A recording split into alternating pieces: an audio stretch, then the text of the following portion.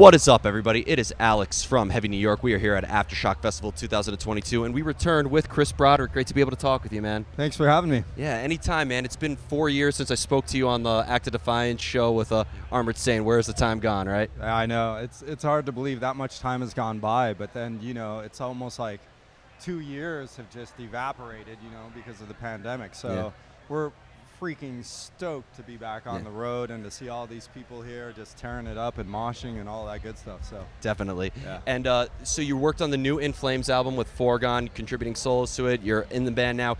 It's absolutely the singles that you released so far are absolutely killer. Is that a good representation of what the entirety of Foregone is going to sound like, or is that just scratching the surface of what's to come? I do think it's kind of scratching the surface because I think everything we've released to this point is pretty heavy. And I think you'll definitely get, some material that's even heavier, which is really cool. But at the same time, there's also going to be a lot more diversity coming through the material, I think, that's going to be released coming up. Pretty cool stuff, for sure. When you were joining up with In Flames and contributing, were you looking at earlier material, being like, okay, this is how I have to play, or were you kind of given free range to bring in your own mix into the band? No, I didn't do any back study or anything like that, but I was always an In Flames fan, ever since I first met them and ran into them and got Clayman. Up through then, just followed them and, obviously became good friends with them with all the tours that we did together and things like that. That when I joined, it was like getting to hang out with your friends, So there was no oh, I've got to study or anything like that.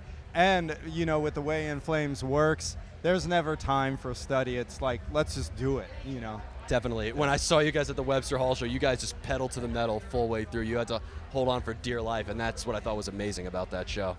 Yeah, it's awesome. I love getting on stage, and especially if the fans are gonna bring it, we're gonna give it back times 10. Definitely. Yeah.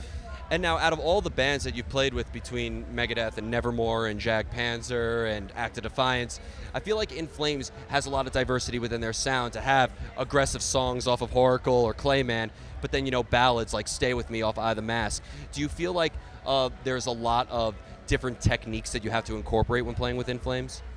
I like to. I definitely like to try. There's a little instance in the song Wallflower where you do what you call, they're artificial harmonics, but the slang name is kind of called chiming. So you're chiming some harmonics and stuff like that. That's really cool. I've never done that before on a metal stage, only in a classical guitar context, Wow. So it's awesome to bring it to metal, those types of techniques. Definitely. And you've played with so many great guitar players, from playing along, with Bjorn of In Flames to playing along with Jeff Loomis to playing along with Dave Mustaine. I mean, I'd imagine the more people you play with, the more new stuff you discover as well, right? Yeah, for me, it's really about getting used to everybody's nuances because everybody has a different feel. The way that they feel time and the way that they subdivide time as well, So the phrasing, the accents, all of that can change from player to player. So it's really interesting to dive in and get that kind of diversity because ultimately it makes you a more well-rounded player. It's not like you can just play one way or one thing. Definitely. And when it comes to playing, a very heavy song versus for lack of better words, a ballad, I'd imagine it's a different energy too, right? It almost feels like there's a different energy inside, right? Absolutely. Yeah, it's especially when you see it from the crowd again, when we play a heavy song and then it's just a chaos of people in a sea of, movement. It's awesome to get that kind of energy back and then to have to deliver on the energy that the song demands itself. So, yeah, it's awesome. I don't know what else to say about it, but when it comes to laying down your guitar solos, is it easier to come up with ideas when there's background music and you kind of know what key to play in, or have you ever had a whole solo written and the band can write around that? I've done it both ways. So I tend to like to compose. So when I hear a rhythm, sometimes I'll even go to the length of reorchestrating the rhythm so that I know it can do some of the tonal things that I want a solo to do. And So I tend to look at that and then start thinking about, like, imagining, what kind of an entrance I want to hear, what kind of a line I want to hear, whether it's like really fast picked 16th notes or whether it's a legato run or an arpeggio run or whatever. I start imagining what I want to hear, and then I just do my best to bring that to life. Has the tuning also had to be kind of like adjusted? Because Anders' voice is very different from Dave Mustaine's, it's very different from Warrell Dane. I mean, I'd imagine that you have to like adjust the tuning too sometimes, right? Yeah, but it wasn't because of Anders at all. It's because traditionally in Flames they play 6-string. Bjorn plays 6-string, tuned down to C, and I'm a 7-string guy. So what I decided to do was, instead of tuning my 7-string way down and making that 7th string basically worthless, I tuned my 7 strings up a half step to C, and so I actually have a higher string than Bjorn does.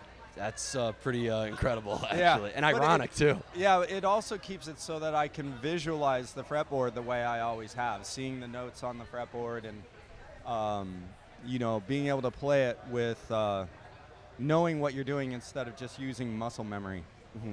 And obviously, I think your guitar solos have so much emotion into it as well. To me, there's nothing more anticlimactic than a solo that's just note. And I've always said that guitar soloing is almost like the second vocalist in a way, and how it conveys emotion. Do you need to feel a specific way or be in a certain state of mind when you're laying down solos in a way, or does it come naturally at this point? I mean, again, I don't know that I have to be in a certain state of mind. However, there are times where it's easier and harder. But again, I just use my imagination. When I hear a rhythm, I imagine a melody over the top, and then I start filling it in with. I start analyzing what that melody is. Oh, what's the key it's in that I'm hearing this in? What's the rhythmic nature of the line that I'm playing? And that makes it much easier to bring that solo to life. So I would say, quite honestly, it starts very musical, and then I get analytical so I can kind of understand what I'm hearing in my head. And then after I get the technique and everything worked out, because quite honestly, a lot of times when I hear something in my head, doesn't mean it's playable. Yeah. So a lot of times I get myself into trouble, but it always works out for the best at any rate. So I'll work through that. I'll work through the technical issues.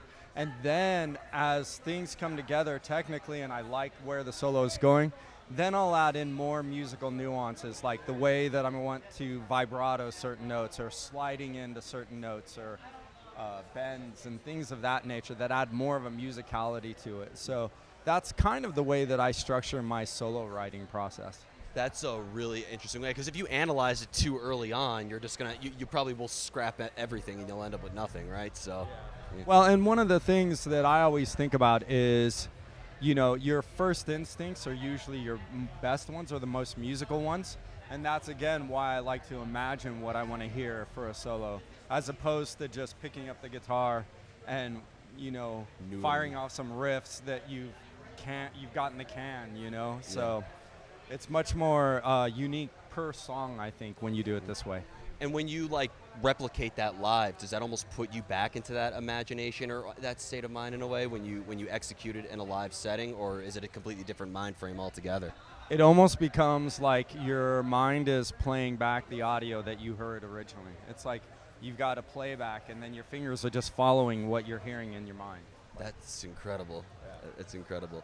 And finally, just before we go, we got the new In Flames album, Foregone, coming out very soon. Is there just anything else that you would like to plug for the In Flames camp, or anything else that you would like to plug in terms of guitar stuff? Just that we hope to see you guys out there. It's been great getting back out on the road. The fans have been insane. Alex here has been awesome, But we do want to remind you guys, we've got another tour after we get done on the 28th here in the U.S. We're going to head over to Europe, and we're going to do a European headlining tour there for basically the month of November and early December. So we hope to see all of you guys there as well. That's with At the Gates and Orbit Culture, right? Right. Yep, and Orbit Culture just played today. I just ran into them as I was walking in here and got a final photo with them, because they were opening for us on our headlining run in the U.S. here. So They've been awesome. Yep. They're a freaking phenomenal band, and you guys should check them out too. That whole tour package is actually at this festival. Vended was playing yesterday, so. Oh, really? Yes. So Nice. It's awesome. So I got to see this whole tour twice. Very good, very good. But thank you. It deserves at least that. Hell yeah. And the first one I saw on my birthday, which was the best birthday celebration. So Very cool, very cool. thank you so much. Everybody, we are here with In Flames, Chris Broderick, Foregone, coming out very soon. We will see you next time on Heavy New York.